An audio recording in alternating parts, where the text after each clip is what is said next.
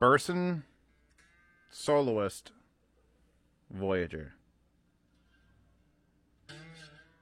This is Burson's top-of-the-line headphone amplifier / preamp. And it currently costs, on Bloom Audio, who loaned me this, on sale, $3,500. 3 gemstones in the title, Zeos. You always forget, you bastard. And I know people enjoy, like, much more affordable stuff in this channel, and views show that. But at the same time, you got to know what's up here to appreciate what's down there and how close we're getting.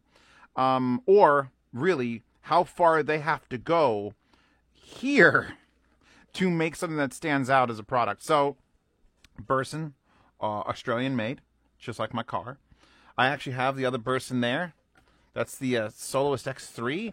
So this is the Voyager, and that's just a straight amp, and this is just a straight amp. This one, however, is a lot. It's the most. It's the like what's the most headphone amplifier you have, Zeos? This one.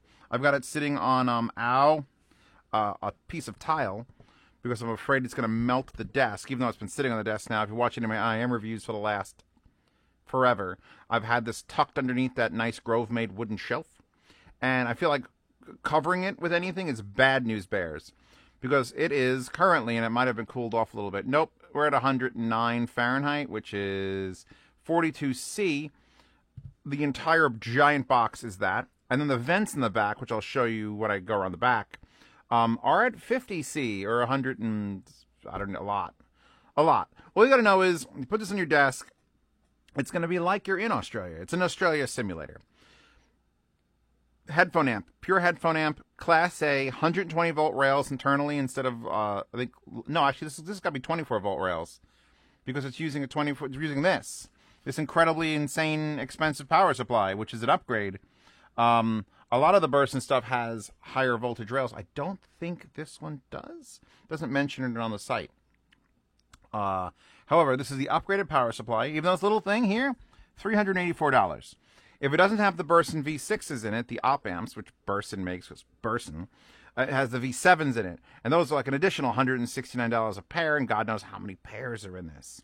So let's look at this as a headphone amp in general, and I've got these 2 amplifiers here that are being used off of the preamp output, because this is marketed not just as a 10 watt per channel balanced headphone amplifier, but as a full fuck you monoblocked Class A preamp. So, topping LA90D, hooked up to the fantastic and lovely always Koss KPH40s, balanced.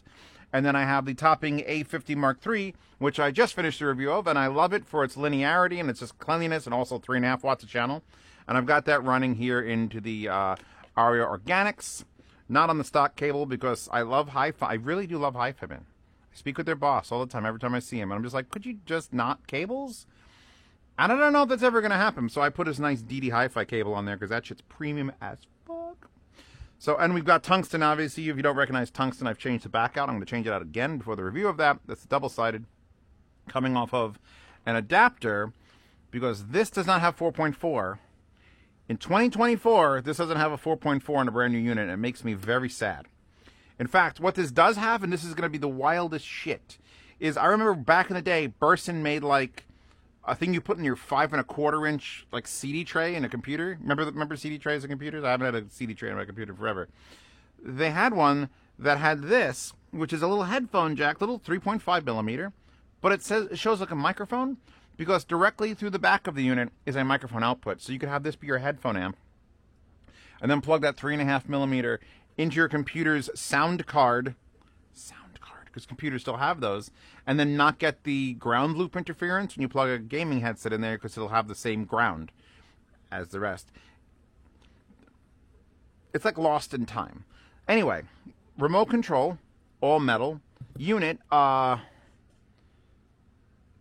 actual hesitation to pick it up to show you the weight, because it's 110 degrees Fahrenheit. All right, you want to know how hot this is? Imagine you took this big metal box and you just left it on your dashboard in your car in a nice summer day. Not a 200 degree day, like an 85 degree summer hot day. You go to pick this up and be like, ah ha ha ha ha ha.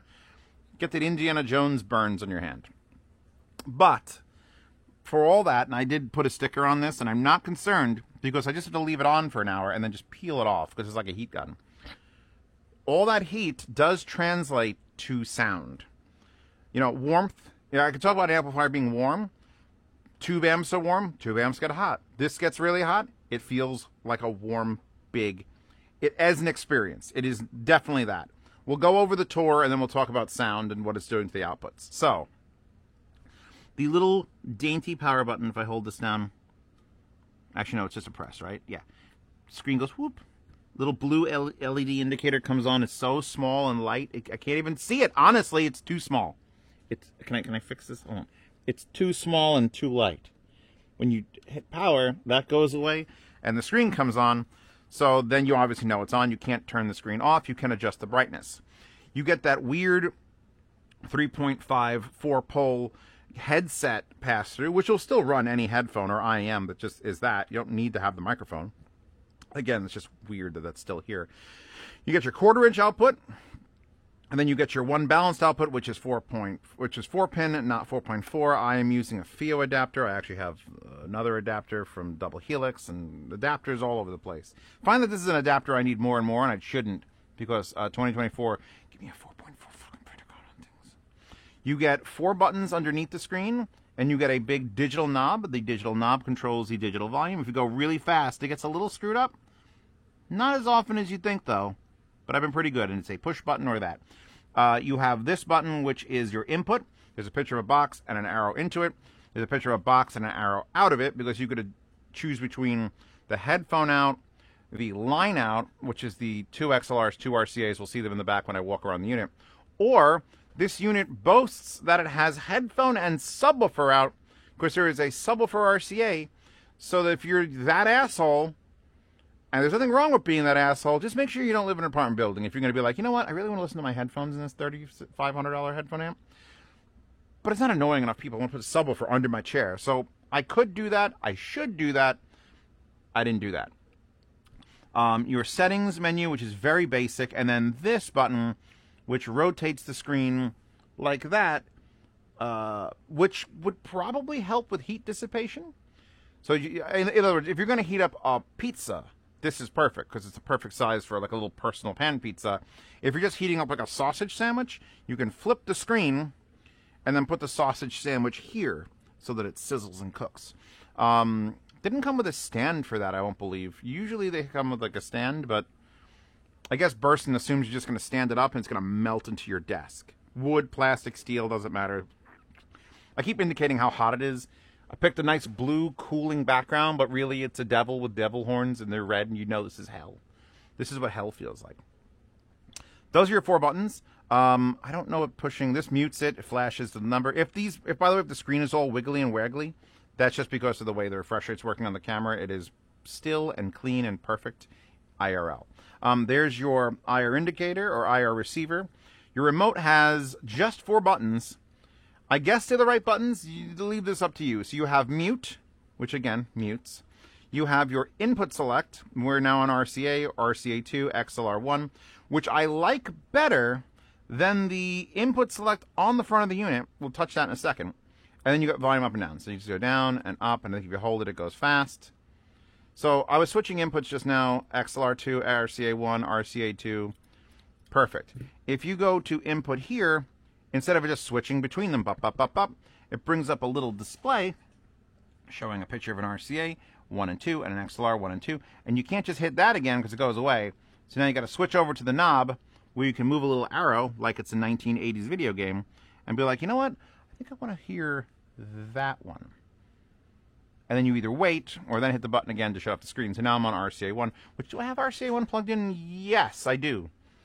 To the RT5000, which is that's the one with the 10 op amps that I got confused when I did the other thing that said 10 op, that one.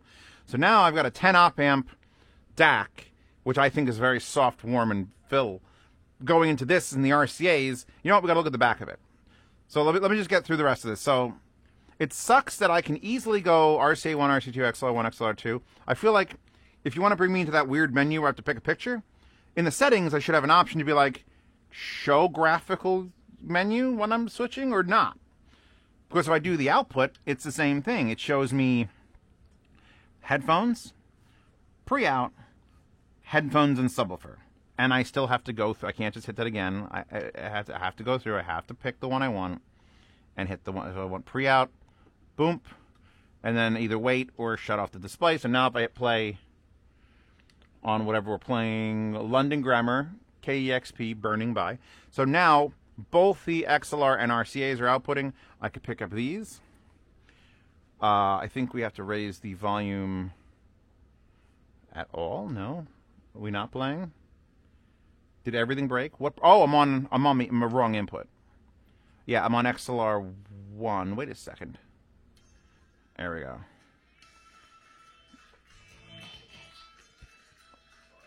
It's too much music. Too much music. I fear the music, like the Reaper. Like, there's two things YouTubers fear. The music and the Reaper. Although the Reaper is pretty universal. So now I've got a doubling of like an effect because I know that the DAC input in RCA1 is definitely a soft, warm thing because it's coming out of the Rose Technics 5000. On top of what this Class A monster is doing, which is pretty much the same warming, width enhancing. You're paying $3,500 for a headphone amplifier. It fucking better sound at least different than like a $500 headphone amplifier. Like, I pulled out the Topping LA90 Discreet because as linear and people are disliking Topping because, oh, it's too linear, it doesn't have any flavor. I always thought the LA90D had just enough. It had so much power that it just had enough of an extra little tidbit. Same thing with the Topping A50 Mark III. I should be just sponsored by Topping. I mean, half the shit. Do I have any other Topping stuff around here? No, really, I don't like keep Topping around. I do love my Topping stuff when my Topping stuff is good, especially on pizzas, but yes. See, Toppings, pizza oven, it all makes sense. So let's see. So what the hell is my XLRs doing now? You should be coming out of that unless I fucking unplugged something. No, I was just playing. So input, we're going to go back over to XLR1. And nothing's playing. So let's try XLR2. Maybe it's XLR2. Maybe I was wrong. Yes, it was XLR2. So now, put this back on. When you're on pre-out mode, this obviously acts as your pre-out, and you can just grab the remote and do this.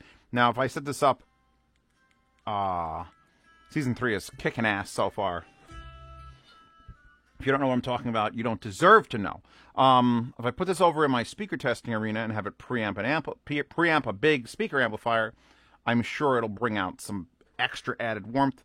Kind of like it does with the OWN S17, which is another big, incredibly fucking hot Class A headphone amplifier with a preamp in the back. In fact, that's probably the only direct competition I would put this against.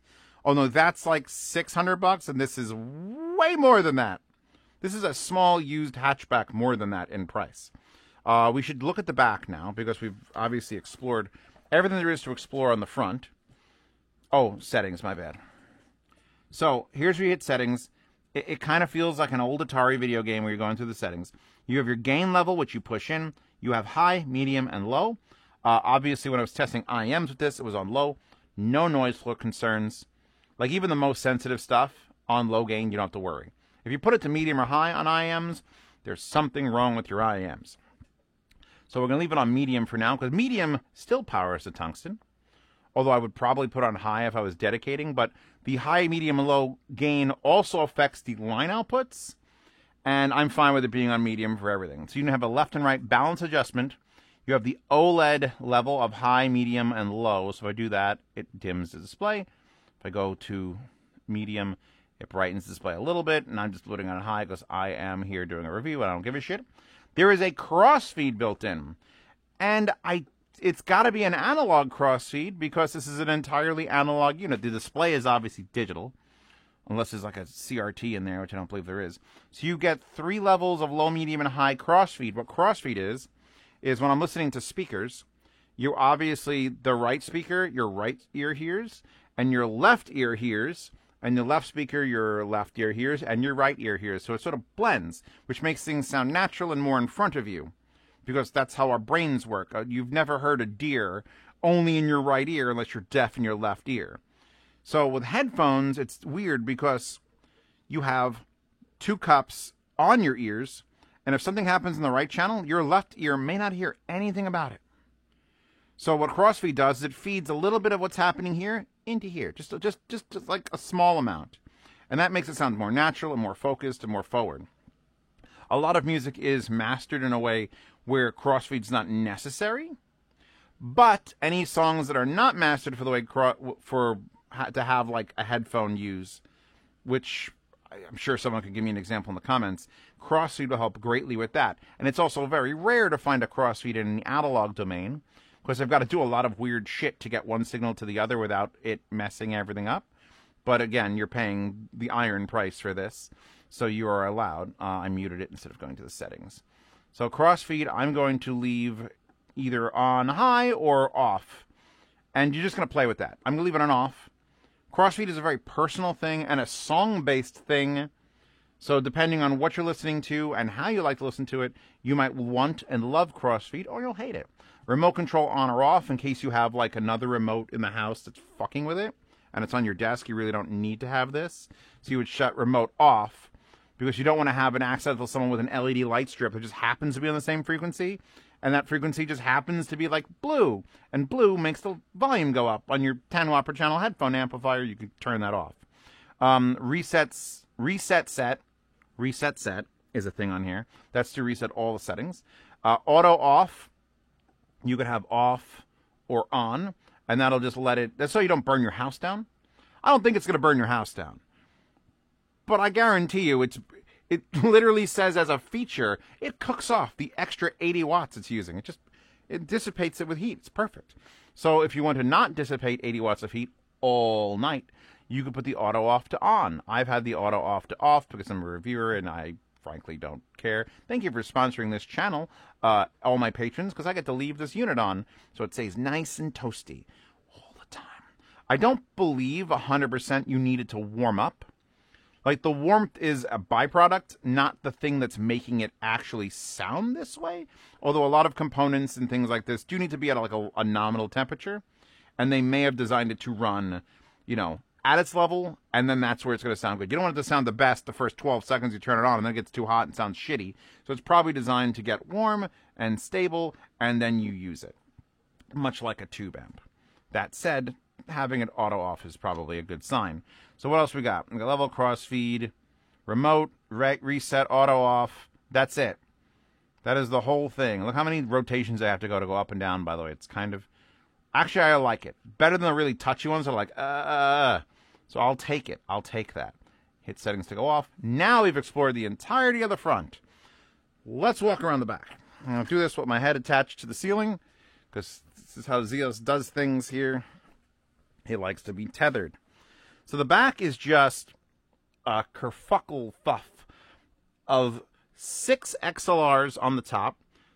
Input right side, input left side. So you get 1 and 2. So you have to have wires that are separate. So that's why I'm using the inside ones. I could move it to the outside ones. So this is an input. This is an input.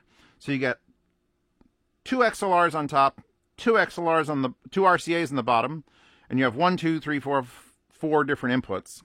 And then the center here is my outputs, and this one is going here to the LA90D, and this one is going here to topping A53. And then in the middle here, you see a little cap. That is the subwoofer output. So if I wanted to plug a subwoofer so I could have my balls shake while listening to headphones, that would be where I plugged it in. Underneath it, you can see the massive copper heat sinks, which are very, very hot. In fact, here, we'll... have you got any more? 111 now. 111, 110, 109. So it's still like 43, 43.3. But back here, if we get that pointed right at that, that's 47 or 118. It was the highest I got it up to before. 121, 123 Fahrenheit, which is like 50 degrees Celsius. So there are literally vents back here that look like an old graphics card, where 50 degrees Celsius air is passively being passed out of it. This is passively cooled. There's no fan. Other Burson stuff has a big fan. They're like, fuck it with this. We'll just make it out of giant pieces of copper. It'll just sort of sit there being warm. The things you can't see are, again, it's also interesting that this thing is this hot and this powerful on just this little power brick. But then again, it is a $384 power brick. So there you go. Put that right back down. Do not damage that. What you can't see is there are 2 sets of 12-volt trigger output 3.5 millimeters and 1 input set. So down here, 2 outs and 1 in. If you wanted this to turn on with other equipment, a lot of the topping stuff is actually coming with trigger ins and outs now. So that's good. That's like automation back when automation wasn't automation. You could just have all that shit work together using these beautiful Italian-made RI cables, which are probably very expensive, but I think it balances out with the cost of the unit. So the only thing I'm not doing is I'm not using these 2 and those 2, and I'm not using the sub out. So again, big, basic. As much as you could have a basic $3,600 headphone amplifier, that's this. Moving on to sound. I think we have to move on to sound, or I could just end it right now. Anyway, thank you, Patreon, subscribe star. Thank you for supporting this channel. Let's put this to the side. Whenever I turn this on, here was the problem. I had a problem with this unit. I have a problem with a lot of units like this, like the Mass Kobo had this problem. I know if I plug a headphone into this amp, as a reviewer, as a person who has to sit here amongst all his fucking trophies and waifus, if I'm listening to an IEM, and I'm not jiving with it on this amp or that amp or that amp or that, and I plug it into this and I like it, what the fuck good does that do? Because this is for people who have established their headphone collection, their IEM collection, and they want to add a new type of sound to it. You want warmer, wider. You need infinite power. Even though 10 watts is not like as high as you think, it's a lot. It's a fucking lot. So I wouldn't necessarily review a headphone using this amplifier because it's going to change and tweak the sound just enough that Joe Schmo at home, who's going to buy said headphone, is going to plug it in, and I'm going to have described it a little bit differently than it did. You know, Zio said it had warm mid-range or hits. He said the width was really good, and this doesn't have that good width. You know, I could plug fucking JT1 into this, FiiO JT1, and as much as I love the FiiO JT1, and I'm still trying different pads in that, by the way, in case you're wondering, this would make it sound a percentage different enough that I couldn't trust the words that I was saying about it. That's why when people ask me, are you going to get the $17,000 Mass Kobo 465? The answer was, hell no. Very personal. If I had a space and I listened to things on my own, and I'm like, all right, I want all these headphones to sound different and better because I have the Mass Kobo, that's fine. But I can never talk to you about it. I can never say like, oh yeah, I love the Moondrop Venus, but $17,000 headphone amplifier. This is sort of in that range. Like, I could have some negative things to say about a headphone, but maybe they're fixed with this. Just like, you know, I didn't have enough power or didn't have enough warmth. Just want that little bit of, just, I want it to grab my soul and squeeze. And this will do that. But your other things won't do that. And that's probably the greatest praise I can give something, is that at least it sounds different than everything fucking else. So, I'm going to review the HiFiMan Organic. I'm going to review the Tungsten. Although I think the Tungsten is so weird that if I could just get anything to power it properly, it would be okay. Of course, the odds of you having just a normal amplifier, like actually this will power the Tungsten. But if you're going to do Tungsten, you're going to go all the way to the stars. So the way I would describe the way this sounds is that it sounds like you've got a giant 50 degrees Celsius brick running the audio through it. And you can swap op amps. They actually encourage you to open it up, which I am not doing. A, because if I turn this off, it'll take about 45 minutes just to cool off enough for me to handle it. But B, because what am I going to put in there that's better than the V6 or V7? I don't have anything. I have nothing that could... all I could do is make this sound more normal with lesser op amps. I can't make it sound greater until version 8s come out and then they throw it in. I believe this has the V7s. Since it came with this power supply... Actually, it showed up without the power supply at all. But I believe since it's got this power supply, it might have the V7s in it. If it doesn't, and this is the V6, then I don't even know what to expect with the V7s. That adds it on a whole other level. So the only thing I would change with this, it should probably come with like a silicone mat so it doesn't melt your surfaces. And I would love if it had an actual 4.4 built in. None of the bursts and stuff does. I think we can collectively say, and please in the comments let me know, would you rather have a 3.5 gaming headset pass-through for your $3,500 amplifier, or a 4.4 balance connector so you don't have to use the adapter. Personally, I would want the 4.4 over that. That is still cool. That's something that a lot of lesser amplifiers should do. You know, usually gamers, and I deal with people who want to I just want to plug in my headset and play games. If it's a USB headset, you're fucked regardless. Goodbye. But if you have a 3.5 millimeter 4-pole that has a microphone attached, I'm probably not recommending you this. It's just not. It's just not gonna happen ever. Even the lesser ones that have it, still probably recommend you something less than these ever. So, yes, I want to thank Bloom Audio, who have everything, by the way. Like, I'm talking about the Burson, but if you go to brands, they've got everything from Aslan Kern to Audio Technica to one, like, they're an actual, and they're always at the shows. They're the best retailer. Martin Logan's, they have Mezes, Kaniras, IFI, Nobles, RME, who I'm actually getting the balance to directly from RME. Effect Audio, just like my collab cable, they have that. DD fucking Hi-Fi. You know, I didn't know they had DD Hi-Fi. What's their list looking like? Oh my God, they've got so many. Damn it, the sacks are sold out. Yeah, I mean, could you just $39 for this? It's a $39 quarter-inch to 4.4 adapter, which is great because you can plug it into your Burson to plug 4.4 there if you wanted to go unbalanced. There we go. And let's plug this. Actually, let's see if I go to settings, high, and now we're going to try to run tungsten out of the unbalanced output. We're at 75. You know, we'll take it down just in case it's a miraculous thing. But yeah, check out Bloom Audio for literally everything. And no, we have to switch the output, which actually, see, that's input switching, not output switching. So I got to go here and do that. Oh, I hit settings. It runs it. You know, there's 70 out of 99, which is another thing that bothers me. If I had to change everything, it would go to 100. Or it would say max with like flashing letters all the fucking time. Because if you're running this at max 100, something's wrong. But yeah, like 75 on a unbalanced, which is a less powerful one. To run tungsten is like, and to run tungsten fucking well. Like this runs tungsten, very clean, very linear. But this is what I'd rather listen to tungsten with, and that's all the praise a headphone amplifier needs. So let me lower that now, and then we'll swap out, and yeah, that same volume with like 75 is at 62. So yeah, monster. Do you want a monster? Do you want a big, hot, heavy monster? Let's see, let's change the output now back to pre-out. Let's put on the KPH 40s with the Dakoni black hole punch mod and the balanced cable. And now if we hit...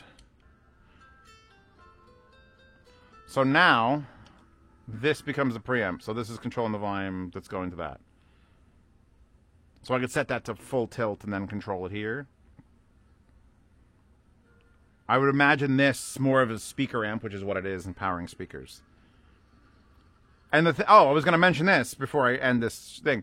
The signal fuckery, because of all the op amps and all the heat and all the fucking... I could just read you those specs, but you're just going to go there and read it in yourself, aren't you? By the way, there are the op amps 169. And there's the power supply. The 3 amp, 284. The 5 amp, which is what that is, 384. So yeah, it's a lot. It's a lot. But anyway, read all this stuff. Like I was going to zoom in on this and focus on, it does all this. If you're actually interested in buying a $3,500 amplifier, I think you're going to read this like 4 times.